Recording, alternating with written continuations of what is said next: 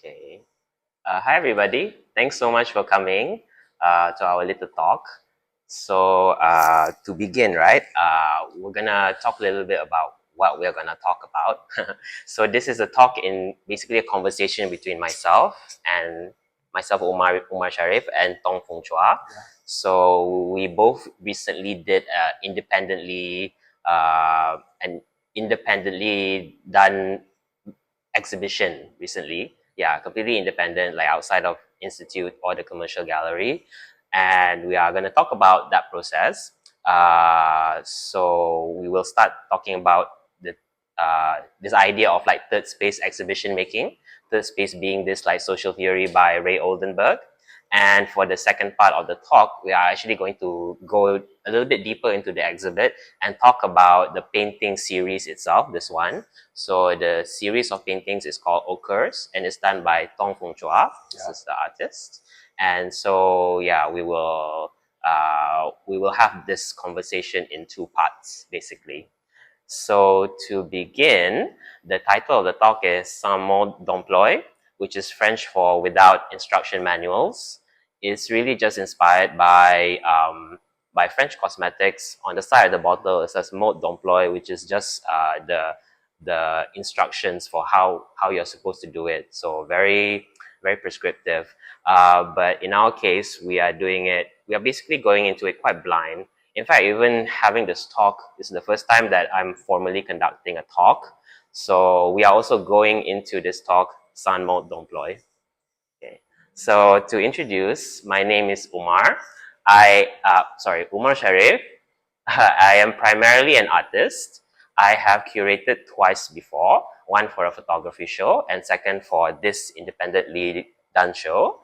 I still identify as an artist, and I think like when I came into this role, I was kind of like doing something performative a bit. Like I was taking on like doing role playing. So I kind of role played as a curator, and I kind of went through it kind of like an actor, thinking like, what does a curator do? What do we need to do to make this happen and everything? And we sort of made it happen, lah. So uh, outside of this thing that we did, I'm mainly a visual artist, and I'm currently working on a body of work that will be shown in October in the Ilham Gallery as part of the Ilham Art Show 2025. So I have that to look forward to. So I would also like to introduce my artist from the show, Tong Fung Chuar. So I'm Fung. So I just go by Fung, so it's easy to remember and all. And I was the artist who been included in these shows, and it's probably my first solo in KL.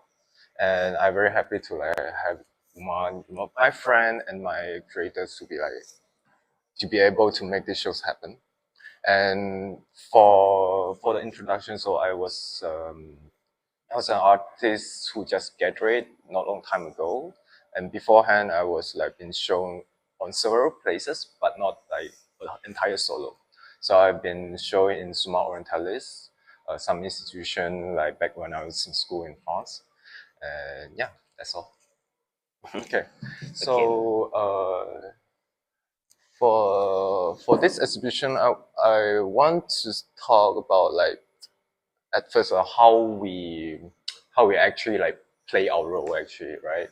Like the idea is because the third space making is like come from the concept by Ray Oldenburg, which is what's it called again? So he was a social theorist. So Ray Oldenburg, he was the primary theorist for the concept of third space. So there is the first space and second space, and the first space is basically your personal domicile, like your home, and the second space is usually where you are in public and you are kind of performing a bit. So it will be your workplace, your business place, or your shop or something like that, lah. And the third space is simply the gray area in between that. So it's usually a place that is publicly accessible, and because it encourages social interaction and also accommodates a bit of intimacy as well. So third space examples actually can include places like libraries, cafes, even like even in a very informal way, right? Like let's say a place where like you have a neighborhood and then you congregate at the playground, and that's also considered a third space as well. It's basically just a casual space where people can relate to each other, and it's not, people are not there necessarily because they want to, like, you know, make business or do work, but it's something that can still affect both the first and both the first and second spaces as well, or how you function in the first and second spaces. Yeah, so I would like to add on, like in the art scene, so it's probably when you're talking about like the space is like the space beside of like institution and the commercial gallery. So in this case, we like basically we try to like find a how to say a space, yes, a space where we can exhibit without having this kind of like burden or having this kind of like stress to present ourselves. Also being very independently. So between and also our idea is like making a good show without having too much of Well, basically, we wanted to create an independently realized exhibit that is on par with exhibitions that come out of commercial galleries and institutions as well. Yeah. So the venue that we got was quite perfect for this, just because it really was an empty room. It's a room that you can rent for anything from the Zhongshan building, and the room itself has had many iterations to it. It was a retail shop. They've had DJ sets there, like a mini rave inside it. They've also had different kind of exhibits happening inside it. So it was a perfect kind of third space for us to utilize. And also, I kind of want to add on a little bit about how the third space works in the art scene context. So we say that it's neither institute or a commercial gallery, because in institutions, for example, URMO is an institute. It is very formal, and they have their own like SOPs and goals as well. And for a commercial gallery, their goal is basically to make money, to sell the artwork and to make money. So it was maybe, I guess, better for emerging artists like us with very limited resources to enact a third space for us instead, so that we can have an exhibit but escape a lot of the pressures that showing in an institute or a commercial gallery would entail. Yeah. Also, I would like to mention that this concept of like working or independently realizing exhibitions, of course, it's not new. We are not the first one to do it. In the 90s in Malaysia, the KL art scene was very DIY, was very punk, and there was a lot of interesting, like, independently realized events happening, shows. So we just wanted to mention it because we wanted like our listeners to also know that it's actually happening all around still. So maybe after our talk also, you can also look out for these independently realized things, because they're actually happening all around. Somebody like there's a printmaker artist named Chan who is currently holding a solo exhibit in his bedroom. So that's very interesting. Yes.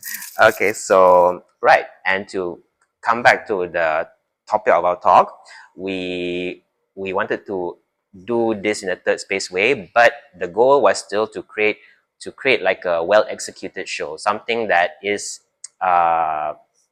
basically on par with the way things are exhibited around here. So this image that you see is actually a layout diagram that we did. So we went through several of that actually to come out with the layout that is most appropriate for the exhibit.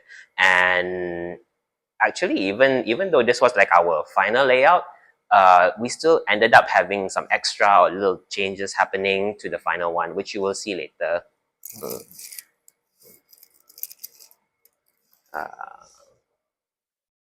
So this was us in the process of setting up. So so we want to talk a little bit about how we kind of relied on whatever existing resources we had on hand.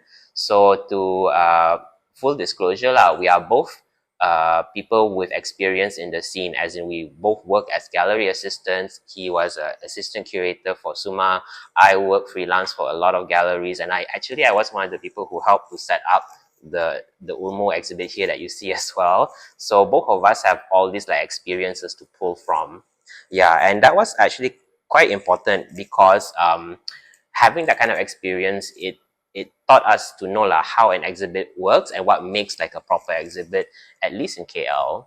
Yeah, so things, even very small things like, like using a laser level or putting the correct annotations at the right height so that, both kids and adults can read it, and making sure that the space is, well lit and everything, placement of lights. So those are all tiny kind of like logistical and kind of technical things that you don't really see once the exhibit is like done. You just feel like, oh, the exhibit just existed like this in a very effortless way. But actually, there was a lot of like, there's a lot of behind the scenes work that go into it, and a lot of trial and error as well. So because you always find you can plan something, but once you are there, there's always going to be some challenge that pop up. Something like, oh, the wall's not even, or the colors, like the color of the wall is wrong or something, or there are not enough lights. So those are the things we have to like workshop while we are doing it. And yeah, and then to go back on the topic of existing resources, we are very lucky because of our experience. We also have people to pull from. So it can be also like our former colleagues can give us advice, or at least we know the right kind of people to hire. Like I hired my friend to do the installation because he's currently assistant to Chong Yong as well, he's also a fine artist who is right now like a fabricator. So he helps artists to set up their shows as well. Yeah, so it's kind of invaluable that we develop some of these networks so that we can still pull from them and be able to still create like a decent and professional looking exhibit. So the result of all of that work basically turned into this. Okay, so this is like yeah, so it's very museumy. Yeah. Um, Yep, so that's how it is properly lah. I think also aside from talking about existing resources, maybe we can also go into the idea of teamwork as well, Oh how the yeah. both of us work. So it's interesting that, because the entire thing is just realized by the two of us. So then we discovered that the two of us had to assume a lot of different roles. So for myself, I assume a lot of the project management roles. So things like securing venue, rental, hiring all the right handyman or workers, and oh yeah, and also things like scheduling, promotion, marketing, sales. I tried to take control of that lah. And then for Fung himself, of course, he produced all the wonderful artworks, and he also was in charge of you could say like the branding of it. So he was like our graphic designer. We thought of hiring a graphic designer to help us to make our posters and stuff, but then we couldn't afford it. So then I was like, okay, Fong, I guess you're the graphic designer now.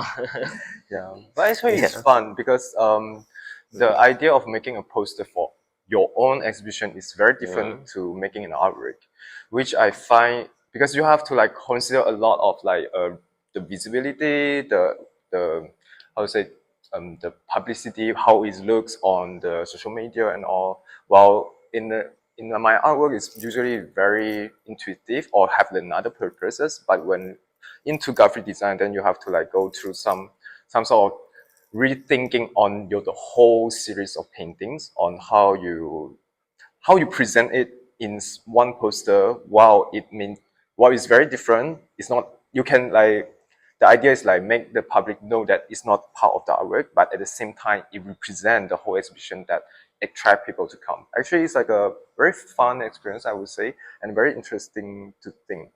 And also, I would like to add on because since we don't like we have limited resources. Of course, we know person and all, but then it's actually allow us to like being more adapt and more flexible. Like for example, we don't really like buy the stickers for the title exhibition title. Instead, we decided just to draw it with handwriting on the glass, right, for the exhibition and titles. Yes, you can't totally see it in this photo, but you see that opening. That's just it was a door, and there's just a plate of glass there. And usually for exhibits, you have like you hire a good sticker person, a vinyl sticker person to do die cut sticker for you to put the title of the show and all that. And we decided to sort of be cheap and creative, and instead we just wrote on the glass instead. I mean, it actually add on another personality or characters that our shows actually is more. It's not that formal, or let's say we don't aim to be like super academic or like super popular way. Like not too polished lah. Yeah, So it's like actually less gatekeeping. I think I don't know about the others people. like trying to make it a bit more Yeah, accessible. yeah, exactly. Yeah. Yeah, yeah. Yeah. So I think sometimes when you or for the person who try to like making their own show or their own event, sometimes certain thing can just go with a very simple way without having too much pressure on like budget and all. Because yeah, this the important part is like to gather the people together and like having a change the conversation and also to I would say yeah, self-promoted and all that, of course, but also like seeking out the potential opportunity for the future, where you like, for example, in Zhongshan Building is a perfect place. Just now, where we see have a lot of things going on, right? But as well as it's like a very centralized emplacement in KL where people can easily access. They don't have to like go super far from somewhere and hit there. Yeah, so it also encouraged things like walk-ins. Basically, people who didn't know the show was going on, they just kind of stumble into exactly, it. yeah. Yeah, yeah. So it kind of encouraged that kind of visibility and engagement, lah. Actually, you talking about the reasons for doing it and kind of like how, because we are not constrained Yeah. by the normal parameters of exhibition making, we were able to be slightly freer. Actually, that comes into something that we did want to talk about, which is like why bother with independent shows in the first place? Because like basically a question that could be asked to us is, we had the idea for the show, why didn't we just approach a gallery instead? Yeah, and then ask them to like do help us to set it up lah, and then they can use their resources and we don't have to kind of bother. So in our case, we do value our freedom as creators, and having the autonomy to try and experiment. Sorry, lost that point in my head. But basically, like having the autonomy to try and experiment outside of like the values and the objectives of normal galleries and institute is really, really important, because it number one, it it allows us to kind of like experiment a bit with the format of the exhibit. So because like we don't have the goals of like, okay, we must sell this much or we must have this kind of visibility or whatever. So it becomes an open slate lah. And then for emerging artists who are still kind of inexperienced, it gives us a lot of chance to just try out this, try out that, try out this, try out that. Yeah. Yeah, So, because this trial and error thing is very important to like recognize certain ideas and not actually realistic. I would say, because sometimes we want our show to be like the best of the world, of course, because it's our show. But then you will realize that okay, we lack of budget or the space not around it or some physical difficulties. So we have to like change our mind a bit, like or reselect like certain painting didn't go into because our selection like is a lot. It's not that a lot. It's like 12 in total, right? But in the yes. end, we only include like 7 because yeah, the space cannot like allow. They can allow, of course, but in the end, if we put all the paintings together, then we was like that will make the whole show too crowded and will be like very. I would not say bad looking, but it's not the way that we wanted to. So actually, during the whole trial and error thing, actually give us the time to rethink on our project and also on how to present it the better way. Yeah. Yes, and we also like to think that by being the people who try out this way, it can also encourage both the institution and the commercial gallery to feel like, oh, they managed to do it like this, and it's quite a decent show. Why don't we try it out too? We give the empty slate to these people so that it becomes a more accessible format for, especially for emerging artists. So, for example, right now we are here having this talk. So this is the case of the institute giving some space to us third placers lah. Yeah, so you like to, so yeah, so it's like thanks to Urmo for like being open to allow some rascals like us in. Yeah, so we hope that this kind of example can encourage more of that kind of engagement. It will create a more lively art scene, something that can yeah, just make just make it like more like more, I'd say experimental, experimental, more exciting. Like things can, it might go bad also, but I think I think that's part of the point as well, to just allow that space to like try and fail as well. Because I think a lot of, sorry, I'm kind of going astray a little bit, but I guess a lot of institutions and commercial galleries are very afraid of like failing. Yeah, but then because of that, they enforce these parameters that tend to make it instead quite bland and boring. Yeah, yeah. I would not say that though. I think that the idea of like halted, as you say, it's like a trial and error thing. So actually, they somehow allow us, or like institution, or in the more general sense, that we can like try a lot of things, then see how the things go before like putting the thing in the fullest setup. Because for example, for our show, a lot of things we came up like beforehand and after. Like for example, the tiny books actually add up after we put out all the paintings on the wall.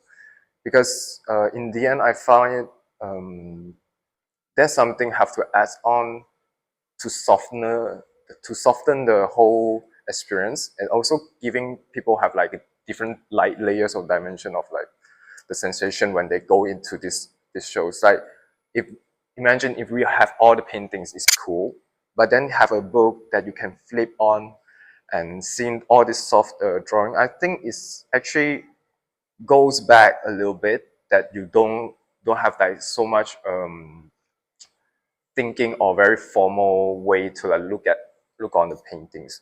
So actually, like what I want to say is that in this kind of the space exhibition making, you are allowed to like really twist a little bit there, a little bit there, a little bit here, a little bit there, and it's actually a good way to know how the reaction, because you have no pressure, you don't need to like sell everything, and you don't need to like behave for your institution, or you behave for the public image, because you are there, you just have to try out. And actually this experience helps a lot on understanding on how people receiving. And also sometimes, because as an artist or as a creator or what, sometimes we have a lot of ideas, but then we are afraid for certain thinking, or like certain outcome that way is maybe not working and all, right? So with this, we are actually allow us to like just let go and try out something. Hey, it might work or it doesn't work. Yeah. So yeah, basically that. And so basically, as you say, we are like separate role, right? I think it's also very important if like a group of artists or collective, they try to like reproduce this like exhibition making or self-funded exhibition making. It's very important to have like a very separate role, that someone who take care of certain thing and someone have to take care of another thing, because otherwise it will be very hard to organize, firstly. And secondly, it's also a good way to how does it define the task to people that like very comfortable. For example, in our case, like Umar is more familiar with the Zhongshan building and all. Of course, I was in the industry as well, but I'm not as familiar as him. So he will have more advantage to like when trying to like communicate with the owners, the landowners, or like the people the how the organization of the scheduling, what time is it, and all. And I mean, in this case, I'm more into the backward lah, so I will more in charge on the how the whole show is look like. Okay, which painting I will decide to put in and how it goes. Of course, we both discussing after we make the decision. Yeah, so before like everything is put up, we will discuss on our decision. Okay, why we decided to make that. And I think it's very important also to not having to having this kind of dynamics. I actually is create a very important team working. Yeah, so because if a group of artists, yeah, we are both artists, and if we have our own taste as well, so if we just like go straight away of I think this is bad, this is good, it will be very hard to like balancing the decision. Yeah, so having the very separate tasks for each other to like organize the stuff, I think is very important. Like, okay, I fully trust on your decision, or I think is it good, or then you can reason me, right? This is how we Yeah, do. Yeah. that's true.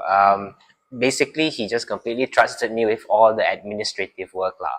And that's great because then it's kind of like, we are not, our minds are not so muddled.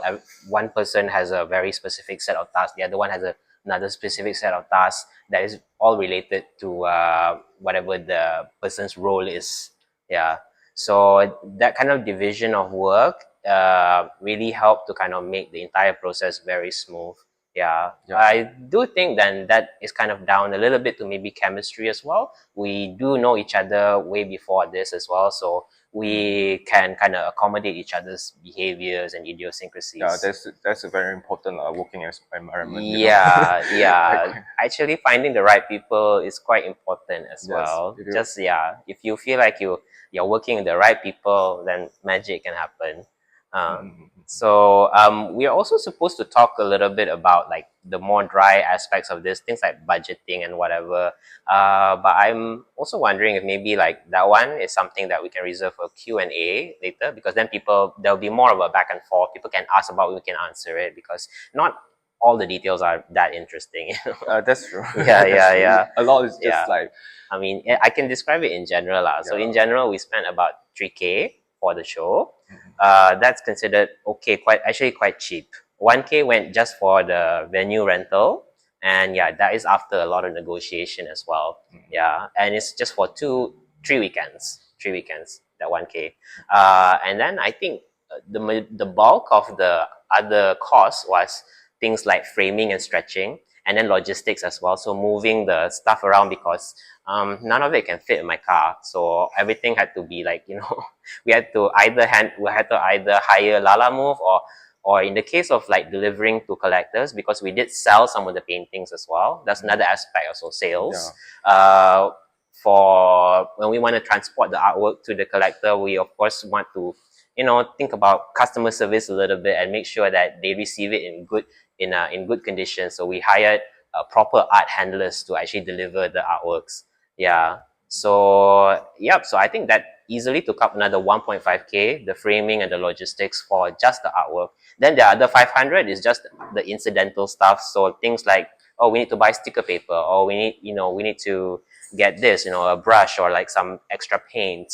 Yeah, so that just falls into the extra bit. But I guess maybe then that gives like a nice ballpark for anybody who wants to do their own show lah. Like maybe just set aside about 3K. Yeah. So okay, we'll reserve for the rest of the questions about the making of the exhibit for later during the Q&A. So now we want to go into the second part of the talk, which we want to sort of zoom in a little bit on the content of the exhibit and talk about the paintings themselves. Okay, so I will now slip from my role of a curator into the role of a moderator and start grilling Fong on his artworks and his production technique and processes. Okay. So, okay, take it away, Fong. Yeah. So this is actually a series that I don't know. I mean, maybe you guys have already seen it in the real life in our show or not. But this series is basically my experience in KL because I'm not from KL. I'm not growing up in KL. I was from Johor Bahru. But then there is something very different and very expressive things that I felt in when I was living in the city. So I decided to go doing a series of paintings where I can resume all this experience into paintings and all. Yeah. That's right, because previously, Fong did not specialize in painting actually. Oh So yeah. Fong studied, he made installations and majored in photography in art school. So it's nice to sort of open up with that question of like, why you started painting in the first place. In this case, it was because of his experiences of just being an outsider in KL, and maybe there's some frustrations that can only be expressed through the brush in a way.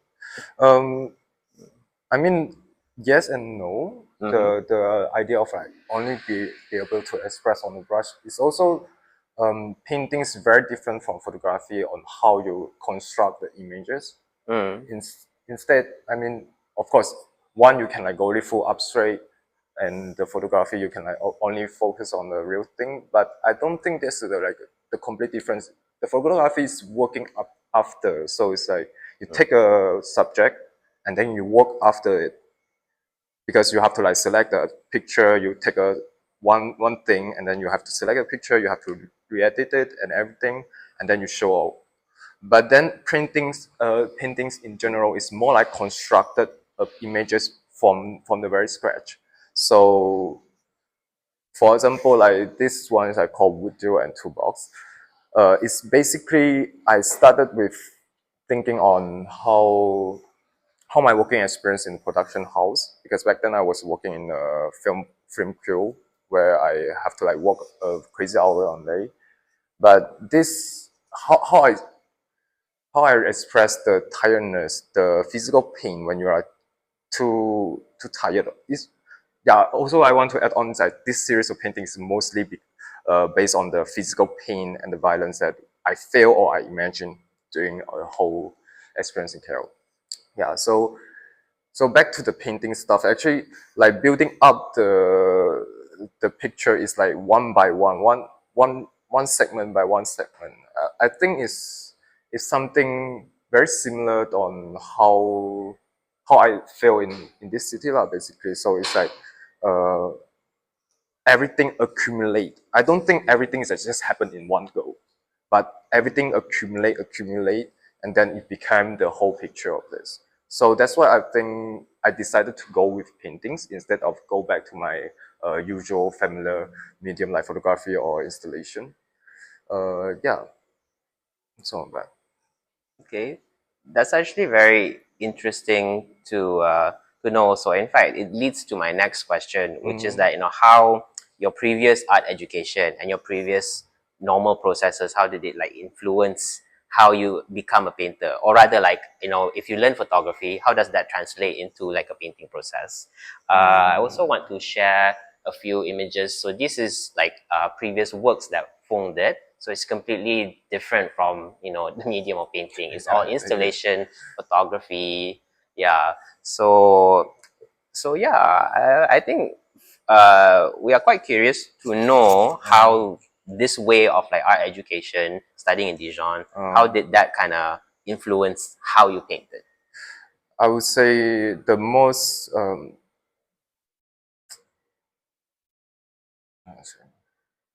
the biggest influence that I got is that I don't have to worry about techniques because in my education, what's important is actually how you tell the story or how you show the people on what is important rather than because I believe in this day when you have like access to almost every tool, the best tool in the world, like you can take a perfect picture with just your iPhone.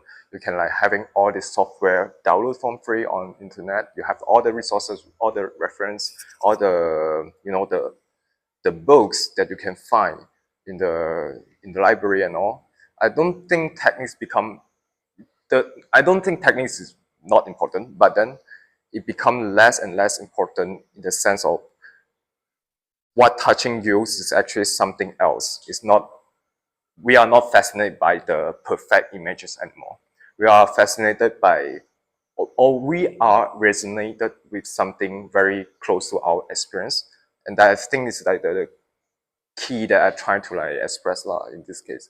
Well, you can see like in this like 4 pictures, actually like the work that I used to do is actually more toward the metaphysic kind of like thinking concept.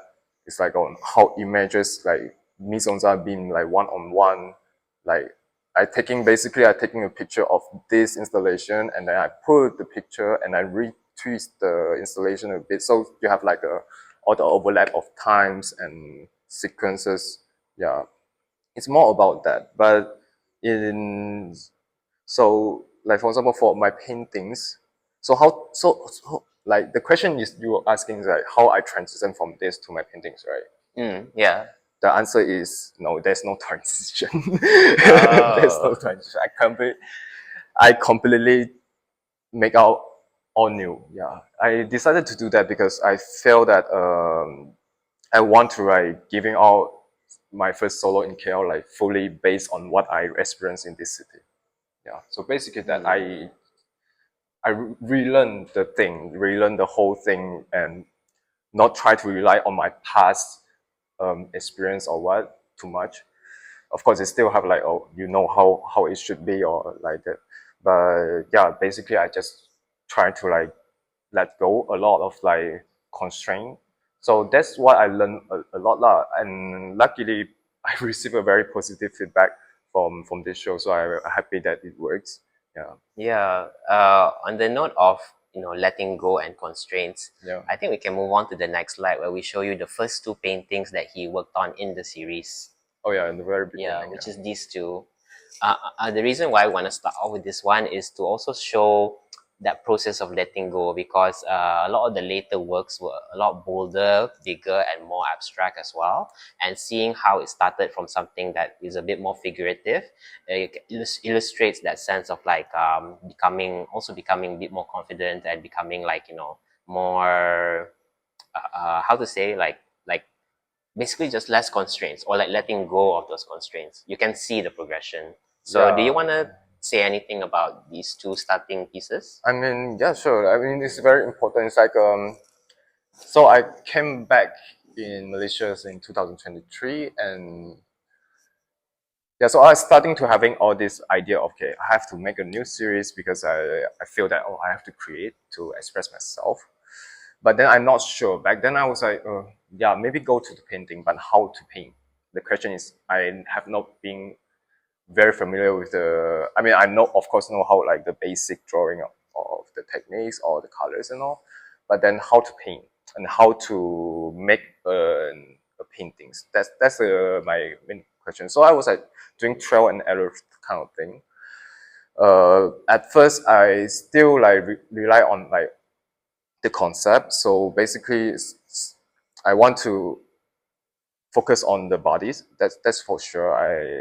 The question of the bodies or question of like the sensation is very important in the whole entire. Or in other words, it starts with a figure. Yeah. Yes. Yes. Yeah. It's actually start with figure because I thought that I was thinking that without showing the figure, it might be very complicated to people to have catch the sense of, okay, I actually represent something about body.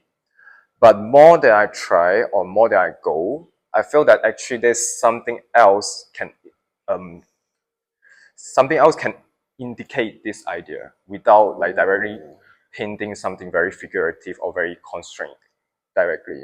Like for example, the brushes on the canvases, or like how you depict a certain kind of subject actually is already present the body itself. Like the paint, the gesture of how you paint actually is like Yes. it's actually indicate the bodiness of my subject.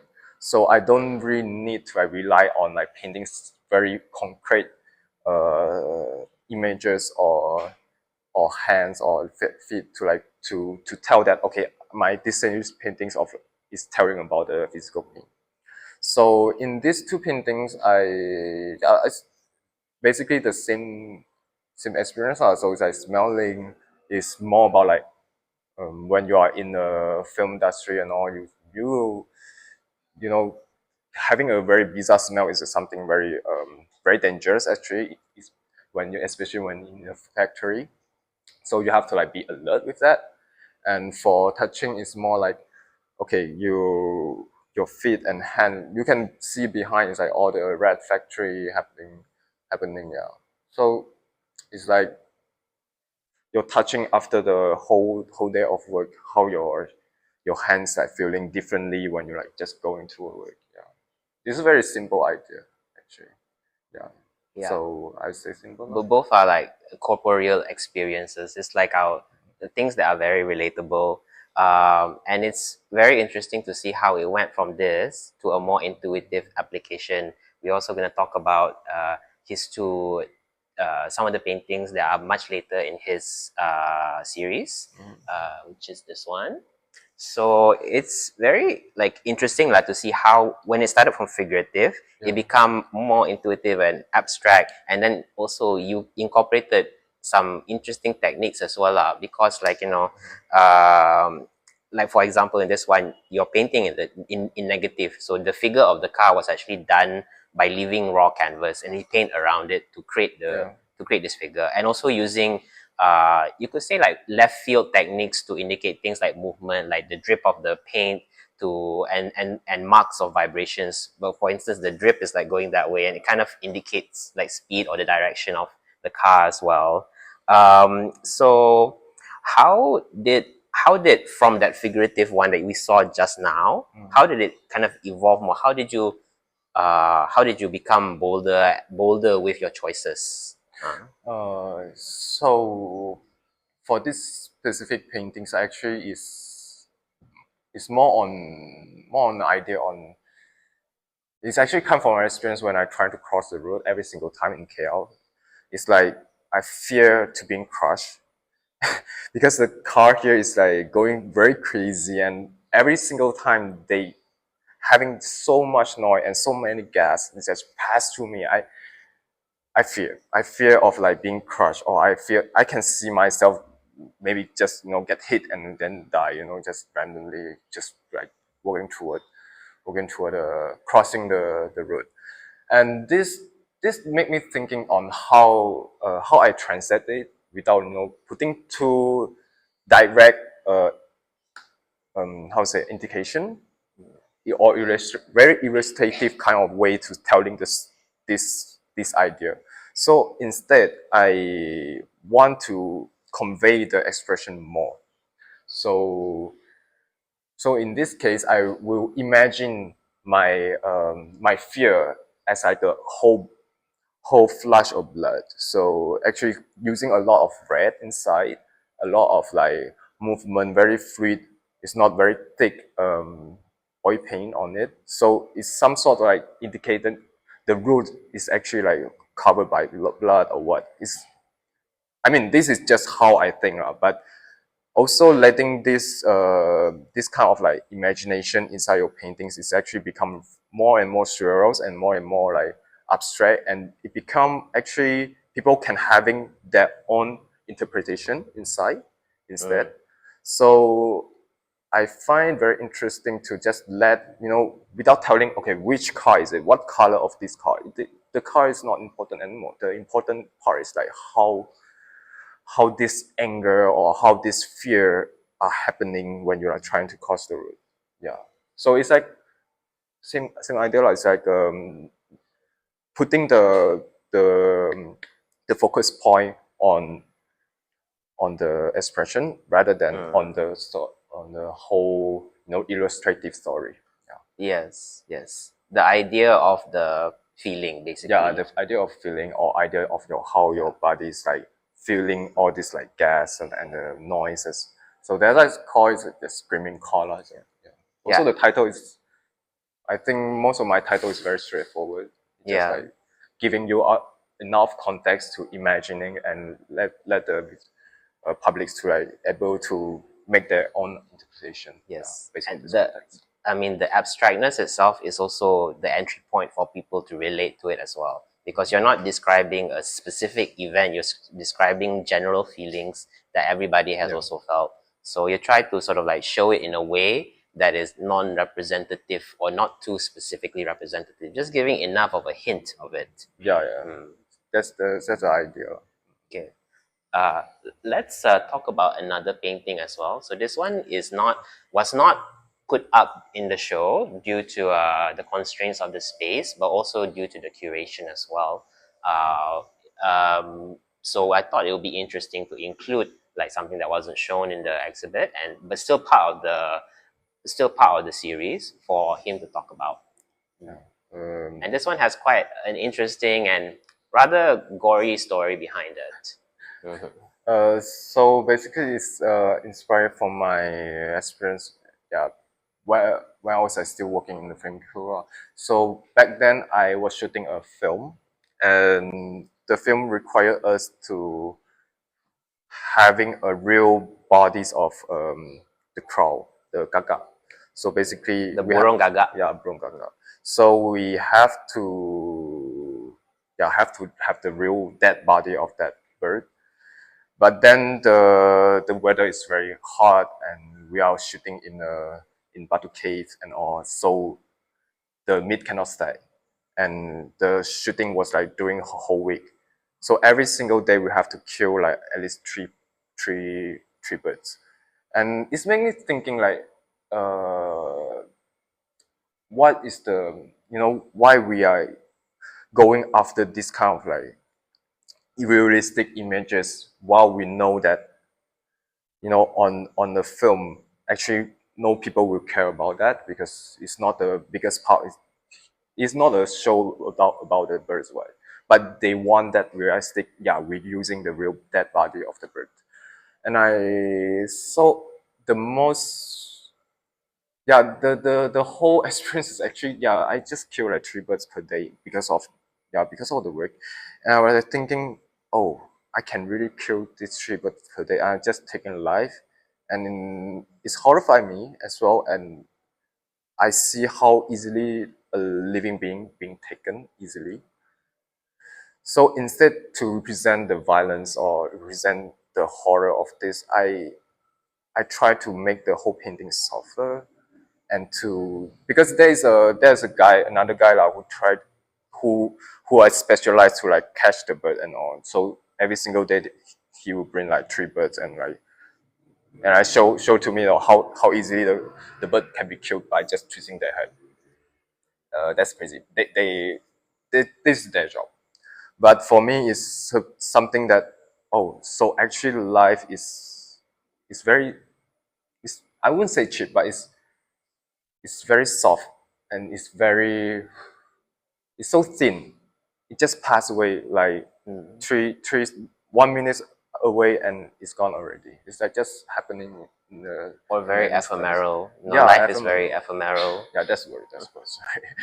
But so in these paintings, I was using a lot like soft color, blue, purple, or this pink to like indicate the softness of this, but also a very a very troublesome underline behind it. So you can see most of the trade or like very rusty brushes are around the bottom of the paintings. Like there's something very heavy underneath rather than just everything go very soft.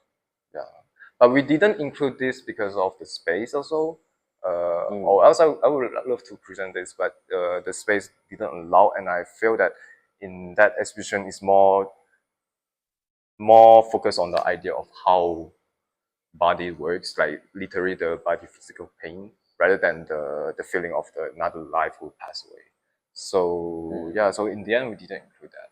Yeah, basically due to curation, we just wanted to have like a very coherent series of works to emphasize on his concept. Yeah. So I'm quite curious also to know lah. So your experience as someone who has worked on this series, and then you entrusted an independent method to show it. Is there, before we like end the talk, is there anything that you want to talk about? Yeah. Like for instance, why would you want to attempt this independently rather than, because this is something that he can show to galleries, and galleries I think would reasonably want to exhibit as well. So but then you made the choice to kind of like trust us ourselves to enact this ourselves. Yes, true. I mean, the most important question is maybe why, right? Why we decided to make it, and I think it's very beneficial for artists to try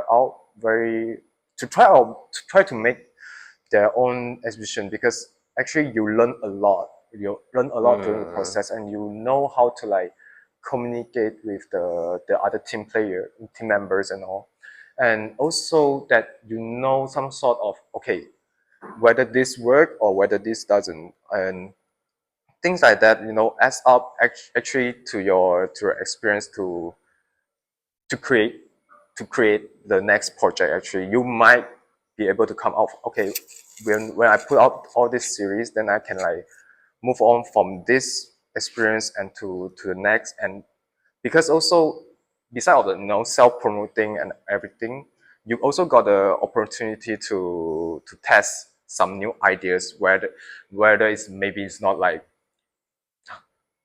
how to say, it's not very look good when you put it in the gallery. For example, like certain paintings maybe it's like too small, or it's like, oh, it won't sell good because for the collectors it doesn't appeal. Or these are termed challenging works. Yeah, all this like kind of stuff you can test it out, and I feel that it's very important for artists to do that at least once, at least one for their life. And also is actually leads to more opportunity as well, rather than just rely all your resources on the gallery or the institution in general. Yeah. Actually, you will be the one who goes toward them and contact and also prove yourself. Like, hey, I have all these science series, the paintings, and can we just like borrow your space and to do something very, want to try out, and also bring the new dynamic into the space. I think it's very important, like a double win situation for the space, for the buildings as well. Yeah, because at the same time, Backroom are having another show, right? So actually, the visitor they can like enjoy two shows at the same time. I think this also attract more people toward the buildings. It's not a total bad thing, and I'm very appreciative that Zhongshan gave us this opportunity. So don't be afraid. Yeah, that's Yeah. all. That's all. Yeah, I think that's a great note to end on. We just we basically want to say that every artist, every young emerging artist should at least try this once. Yeah, because it was totally a very enriching experience, and then if you're lucky, it can even be a financially rewarding one too. Yeah. Yeah, yeah. Okay, so I think we'd like to open the floor to any questions that anybody might have for either Fung or I, or for both of us. Yeah. So have at it, guys. What questions do you guys have? Thank you. Okay, Thank you so much. Yes. Hi. Yes. I'm curious how you felt Uh-huh. kind of deciding the value of your work. Does it just have to be financial? Also in terms of like, I decided to put this out there, it deserves some time for me. That feeling that you have. Oh. Wow, that's a good question of how you value your own work, right? That's I think I think in my case at least I feel that also Umar have been very supportive to me too, because he's the one who like initiate like invitation, like, oh, should we like making a show together, right? I think it came to came down to like how you want your work to be seen. Actually, like for certain people, they will consider their artworks very precious to themselves or they don't want to be shown. It's very up to you. And I decided to show it because it's in the end of the day, it's like mostly about KL experience. And I felt it's very relevant in this current society or what. And I try not to think too much when I come to this question. So I just decided to put it out and like creating an opportunity for people having conviction around it. Yeah. So basically, that I just this was sort of like gamble lah. I wasn't like expect like having a profit or what to start off. So Yeah. mostly it's more like a create this space, and I want to share with the people, share with the communities, and then they can like having a conversation. Yeah. Yeah. It was a show that needed to happen. Both of us felt the same way. Yeah. And maybe to come back on the idea of value, if I were to kind of come to it from the administrative angle, so like deciding how to price each of the artworks, right? So that one also requires a lot of like knowledge or resource pulling from your colleagues or ex-colleagues, basically people in the scene as well, because you can compare like where you are at and then the size of the work, the complexity of it, and try to come out with, well, like you see the person pricing it at like 100%, then we just price it at like maybe 70 lah, because he is emerging and we want to be fair to both, you could say, the collector and also fair to the artist. So it was an amount that at least Fung was comfortable with. Yeah. So for example, I think the cheapest work started at 2005. That's for the smallest ones lah.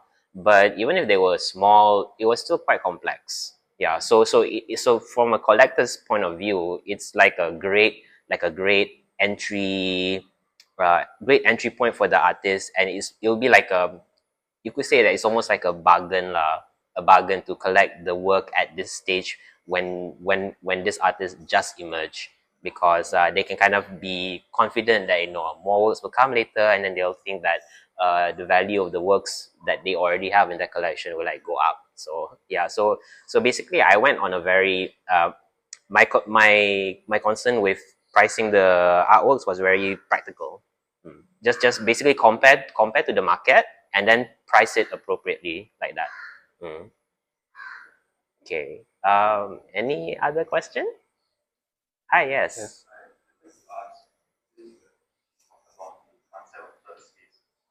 Yeah. Since you talked about the concept of third spaces, I'm just curious, how do you see your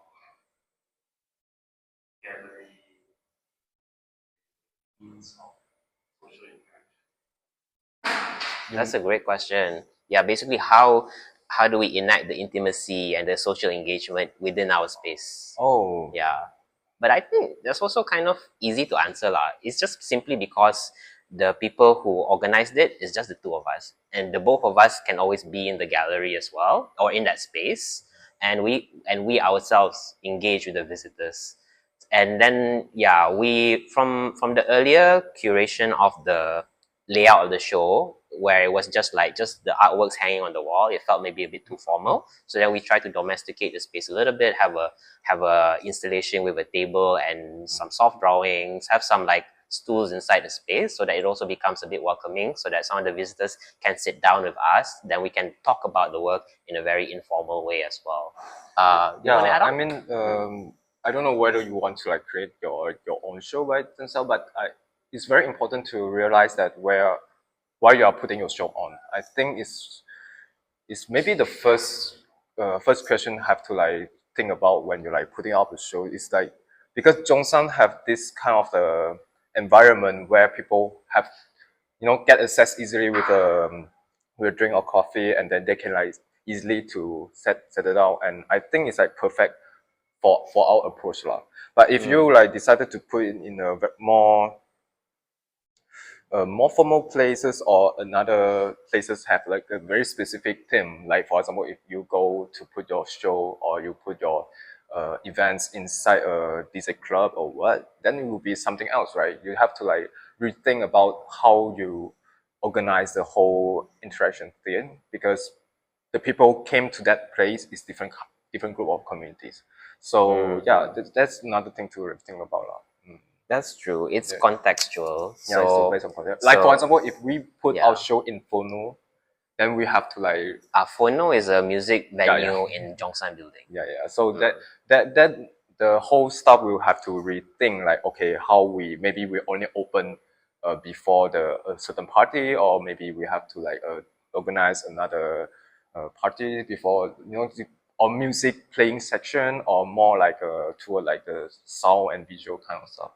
Yeah, I think the whole idea will shift based on where you put your show on. Yeah, that's it. And that's the beauty of the third space Exactly. approach. The adaptability and the flexibility, basically. Anything else? Curious question. Yes. On your art, yes. As you create it, I'm just curious, when you create it or like when you process the work that you created, is there like political intent behind the messages that you try to portray? Oh yeah. Like the violence, the the low key like horrors that you experience through being an artist or like an assistant exhibition maker.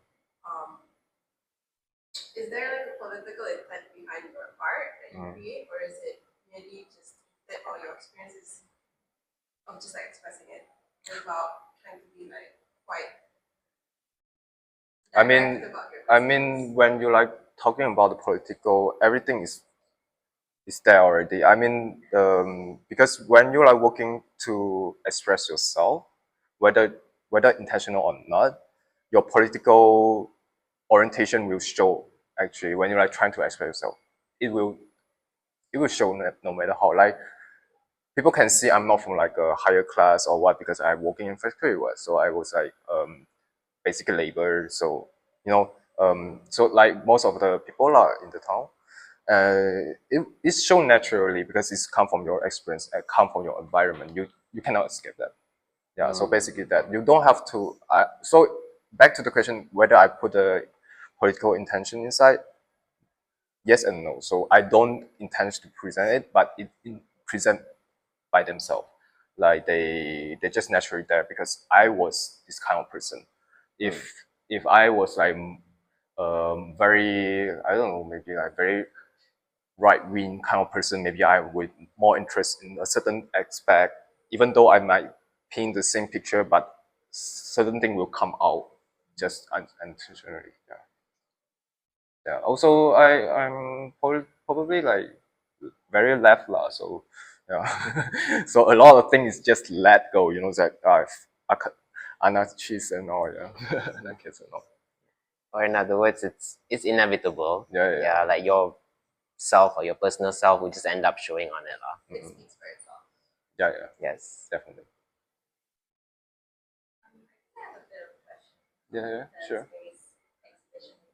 Sure. I really like how you conceived it, but I was also curious because there's still that idea or that feeling that exhibitions should have some form of convention in terms of like methods, science being a certain level.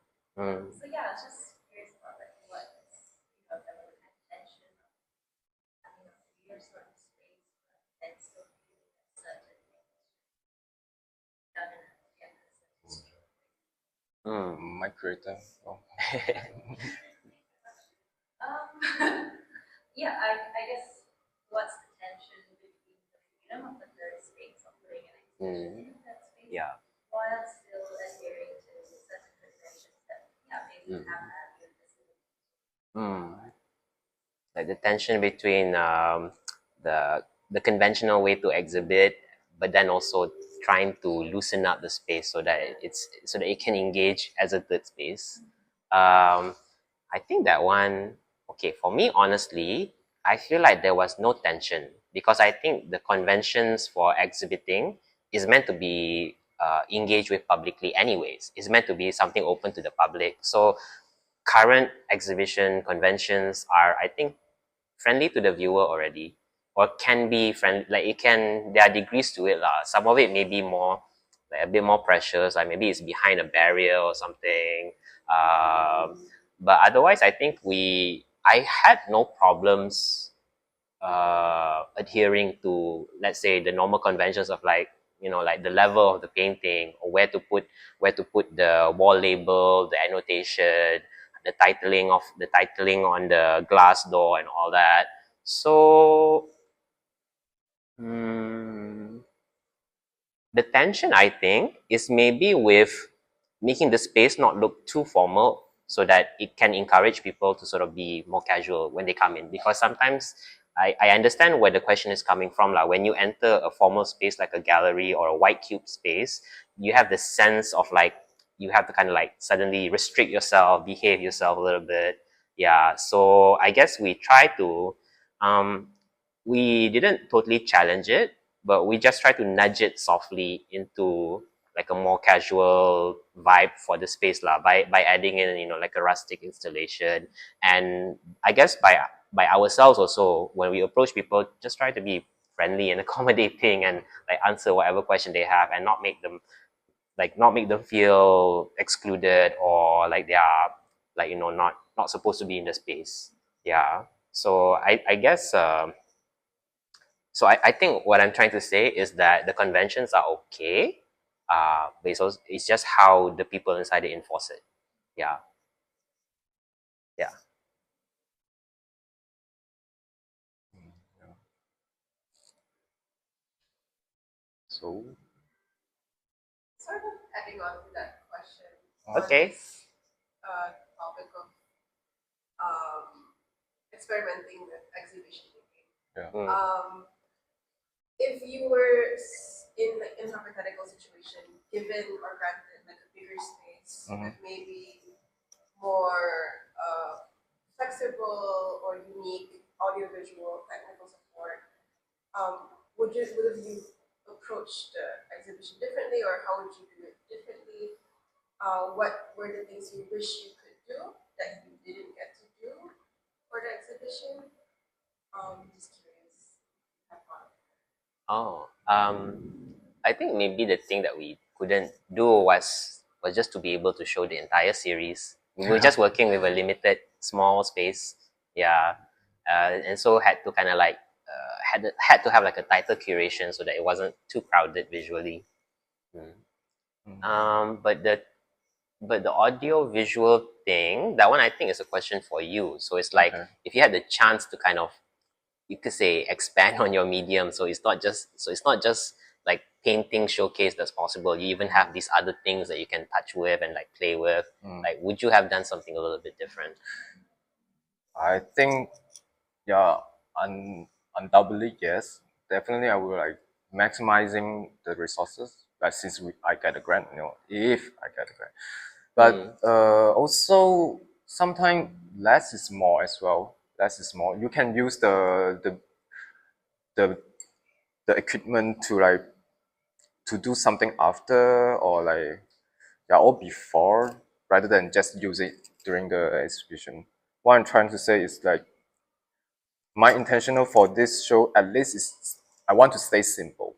That's why we both of us like decided to just using changing room or in Zhongshan, and it's good enough. We didn't like really like go into a bigger space, because we just want to stay simple and create a conversation space for us.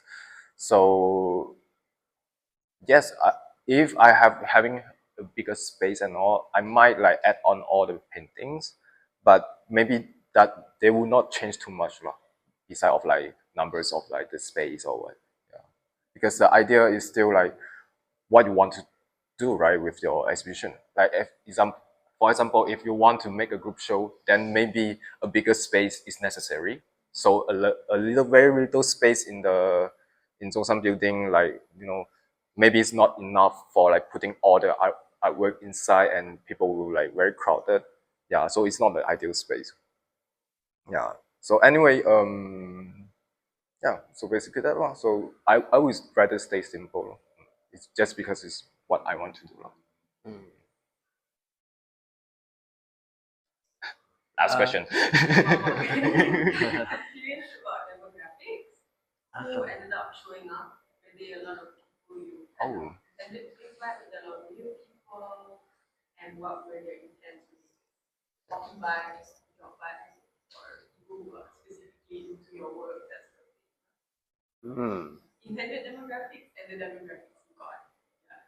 Actually, our intended demographic and then the demographic that we got is like the same.